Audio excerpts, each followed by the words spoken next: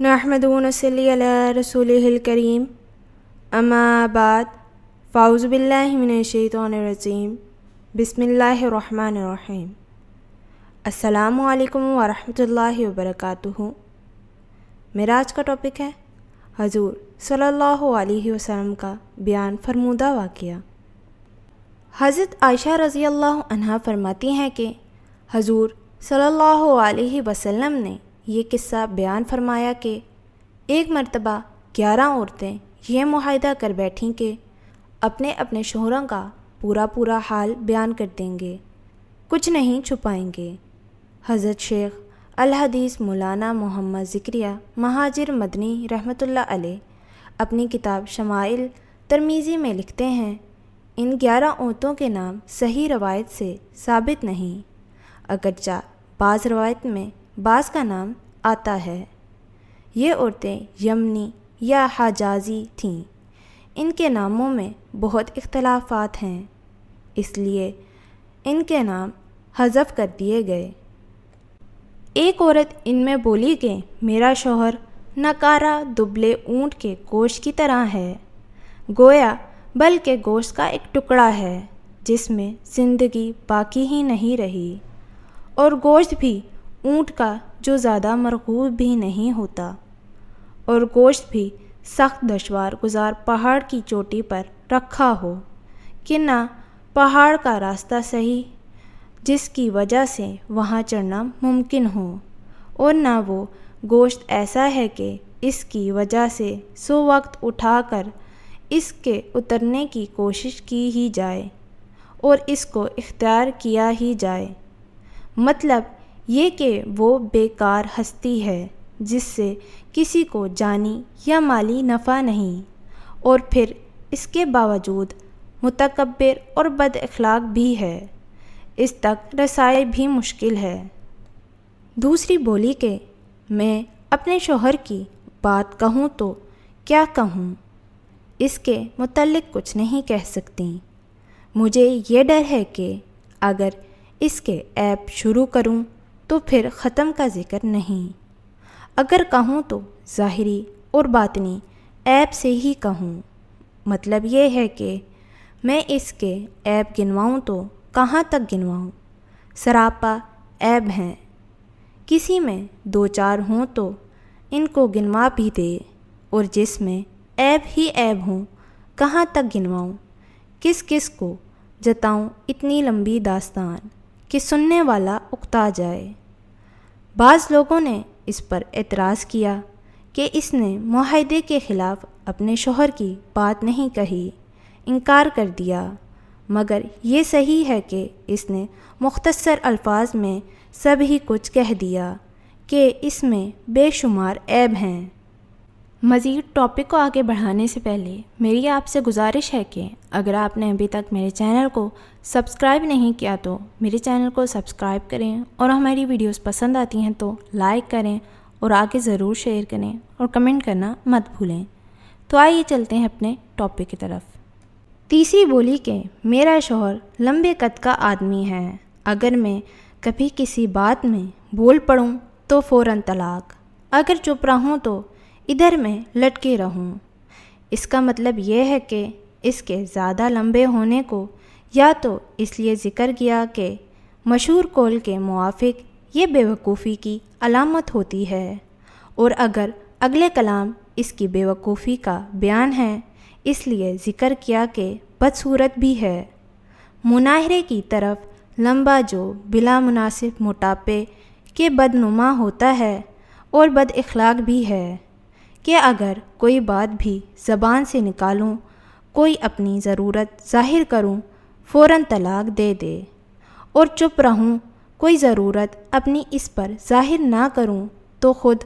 اسے کسی بات کی پرواہ نہیں ہے، بس یوں ہی ادھر میں لٹکی رہوں، نہ شوہر والیوں میں شمار کہ کوئی شوہر والی بات ہی نہیں، اور نہ بے شوہر والیوں میں کہ کوئی دوسری جگہ تلاش کروں۔ بعض روایت میں اس عورت کے بیان میں ایک اور جملہ بھی ہے جس کا مطلب یہ ہے کہ میں ہر وقت ایسی رہتی ہوں جیسے کوئی تیز تلوار کی دھار کے نیچے ہو، کہ ہر وقت فکر سوار، نہ معلوم کب کام تمام ہو جائے۔ چوتھی نے کہا کہ میرا شوہر تہامہ کی رات کی طرح معتدل مزاج ہے، نہ گرم ہے نہ ٹھنڈا، اس سے کسی قسم کا خوف ہے نہ ملال، یعنی معتدل مزاج ہے، نہ زیادہ چاپلوسی کرتا ہے نہ بیزار رہتا ہے، نہ اس کے پاس رہنے سے خوف ہوتا ہے نہ طبیعت اکتاتی ہے۔ تہامہ مکہ مکرمہ اور اس کے گرد و نواح کو کہتے ہیں، وہاں کی رات ہمیشہ معتدل رہتی ہے، خواہ دن میں کتنی ہی گرمی ہو۔ پانچویں نے کہا کہ میرا شوہر جب گھر آتا ہے تو چیتا بن جاتا ہے، اور جب باہر جاتا ہے تو شیر بن جاتا ہے، اور کچھ گھر میں ہوتا ہے اس کی تحقیق نہیں کرتا، یعنی اپنے شوہر کی مذمت کی یا تعریف کی۔ اس کلام سے دونوں نکل سکتے ہیں، لیکن ظاہر تعریف ہی معلوم ہوتی ہے۔ بلا جملہ اگر اس کو مذمت قرار دیا جائے تو مطلب یہ ہے کہ گھر میں آ کر چیتے کی طرح بن جاتا ہے، نہ بات کا کہنا نہ کام سے غرض، باہر جاتا ہے تو اچھے خاصا شریفانہ برتاؤ کرتا ہے، گھر میں کچھ مصیبت آ جائے اسے کچھ مطلب نہیں، نہ پوچھنا نہ خبر لینا، اور اگر تعریف ہے تو مطلب یہ ہے کہ گھر میں آ کر نہایت بے خبر ہو جاتا ہے، کسی بات میں گرجتا نہیں، خفا نہیں ہوتا، ہم جو چاہیں کھائیں پکائیں وہ کسی چیز میں دخل نہیں دیتا، نہ ہم سے ہر بات کی تحقیق کرتا ہے کہ فلاں کام کیوں کیا، فلاں بات کیوں کہی۔ چھٹی بولی کہ میرا شوہر اگر کھاتا ہے تو سب نپٹا دیتا ہے، اور جب پیتا ہے تو سب چڑھا جاتا ہے، جب لیٹتا ہے تو اکیلے ہی کپڑے میں لپٹ جاتا ہے، میری طرف ہاتھ بھی نہیں بڑھاتا، جیسے میرے پر گندگی معلوم ہو سکے۔ اس کلام میں بھی تعریف اور مذمت دونوں کہی جاتی ہیں، مطلب یہ کہ جب کھاتا ہے تو سب کچھ کھاتا ہے، کہیں میوہ جات ہے، کہیں پھل ہیں، مختلف عنوان کے کھانے ہیں، اور جب پینے کی باری آتی ہے تو کبھی دودھ ہے، کبھی شراب ہے، کبھی شربت ہے، غرض سب کچھ پیتا ہے، ہر قسم کی چیز اس کے دسترخوان پر ہوتی ہے، خرچ کرنے والا ہے، کنجوس یا بخیل نہیں، کہ دل ہے تو گوشت نہیں، پانی ہے تو دودھ نہیں، جھگڑوں سے الگ رہتا ہے۔ اور اگر مذمت ہے تو مطلب یہ ہے کہ جب کھانے کا نمبر آئے تو جو کچھ سامنے ہے سب نمٹا دیے، اور گھر والوں کو کچھ بچے نہ بچے بھینس کی طرح ساری کنڈ ختم کر دے، پینے کا نمبر آئے تو سارا کنواں چڑھا جائے، غیروں اور اجنبیوں کی طرح الگ تھلگ اپنی چادر میں لپٹ کر سو جائے، مجھ سے لپٹنا تو دور کبھی بدن کو ہاتھ بھی نہیں لگاتا تاکہ میرے دکھ درد کی کوئی خبر لے یا میرے بدن کی گرمی سردی کا کچھ پتہ لے۔ ساتویں کہنے لگی کہ میرا شوہر محبت سے عاجز، نامرد اور اتنا بے وقوف کہ بات بھی نہیں کر سکتا، دنیا میں جو کوئی بیماری کسی کو ہوگی وہ اس میں موجود ہے، اخلاق ایسا کہ میرا سر پھوڑ دے یا بدن زخمی کر دے یا دونوں ہی کر گزرے۔ آٹھویں نے کہا کہ میرا شوہر چھونے میں خرگوش کی طرح نرم اور خوشبو میں زعفران کی طرح مہکتا ہوا ہے، اس کا مطلب یہ ہے کہ وہ نرم مزاج ہے، سخت اور بدخو نہیں، اس میں لذت جسمانی اور روحانی دونوں موجود ہیں، کہ نازک بدن ہے لپٹنے کو دل چاہے، یا نرم مزاج ہے کہ غصے کا نام ہی نہیں، اس کے ساتھ خوشبو مہکتی رہتی ہے۔ نویں نے کہا کہ میرا شوہر رفیع الشان، بڑا مہمان نواز اور اونچا مکان والا ہے، بڑا رکھ رکھاؤ دراز قد والا ہے، اس کا مکان مجلس اور دارالمشورہ کے قریب ہے۔ مطلب یہ کہ اس عورت نے اپنے اس کلام میں بہت سی تعریف کی ہیں، اول یہ کہ اس کا گھر اونچا ہے، اس سے اگر حقیقت میں بڑی عمارت مراد ہے تب تو اس کی ریاست اور مالدار ہونے کی طرف اشارہ کیا ہے، اس لیے کہ اونچا محل مالدار ہی تیار کرائے گا، اور اگر اونچا محل سے مکان کا اونچائی پر ہونا مراد ہے، جیسے کہ عرب کا دستور تھا کہ سخی اور کریم لوگ اپنا مکان بلندی پر بناتے تھے تاکہ پردیس سے مسافر دور سے دیکھ کر چلے آئیں، تو اس صورت میں اس کے شریف کریم سخی ہونے کی تعریف ہے۔ دوسری تعریف اس کی مہمان نوازی کی ہے۔ گھر میں راکھ کا بہت ہونا لازم ہے، کثرت سے کھانے پکانے کو جو مہمان نوازی کے لیے لازم ہے۔ تیسری تعریف اس کے دراز قد کی ہے۔ دراز قد ہونا بشرطِ اعتدال سے زیادہ نہ ہو۔ مجلس کے گھر کے قریب ہونے کا مطلب یہ ہے کہ ذی رائے اور سمجھدار ہے، ہر شخص اس سے مشورہ لینے آتا ہے، اس لیے گویا اس کا گھر ہر وقت دارالمشورہ رہتا ہے کہ ہر وقت کوئی نہ کوئی شخص مشورہ لینے آتا رہتا ہے۔ 10ویں نے کہا کہ میرا شوہر مالک ہے، مالک کا کیا حال بیان کروں؟ وہ ان سب سے جواب تک کسی نے تعریف کی ہے یا ان سب تعریفوں سے جو میں بیان کروں بہت ہی زیادہ قابل تعریف ہے۔ اس کے اونٹ باکثرت ہیں جو اکثر مکان کے قریب بیٹھ جاتے ہیں، چراگاہ میں چرنے کے لیے کم جاتے ہیں۔ وہ اونٹ جب باجے کی آواز سنتے ہیں تو سمجھ لیتے ہیں کہ اب ہلاکت کا وقت آ گیا۔ یعنی اس نے اپنے شوہر کی سخاوت کی تعریف کی ہے، جس کی توضیح یہ ہے کہ اونٹ اگر چراگاہ میں چرنے جائیں تو ضیافت اور مہمانی کے وقت ان کے پاس واپس آنے کا انتظار کرنا پڑتا ہے، اور اس کے یہاں ہر وقت مہمانداری رہتی ہے، اس لیے اس کے اونٹ چرنے نہیں جاتے، گھر ہی کھڑے کر کے کھلائے جاتے ہیں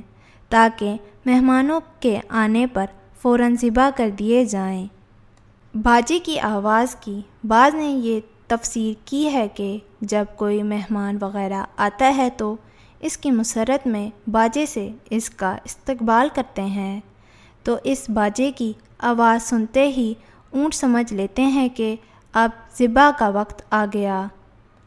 11ویں عورت نے کہا میرا شوہر ابو ذر تھا، ابو ذر کی کیا تعریف کروں؟ زیوروں سے میرے کان جھکا دیے اور کھلا کھلا کر چربی سے میرے بازو گرا دیے، مجھے ایسا خوش و خرم رکھتا تھا کہ میں خود پسندی اور عجب میں اپنے آپ کو بھلی لگنے لگیں۔ مجھے اس نے ایک ایسے غریب گھرانے میں پایا تھا جو بڑے تنگی کے ساتھ چند بکریوں پر گزر کرتے تھے، اور وہاں سے ایسے خوشحال خاندان میں لے آیا جن کے یہاں گھوڑے، اونٹ، کھیتی کے لیے بیلیں اور کسان تھے، یعنی ہر قسم کی سہولت موجود تھی۔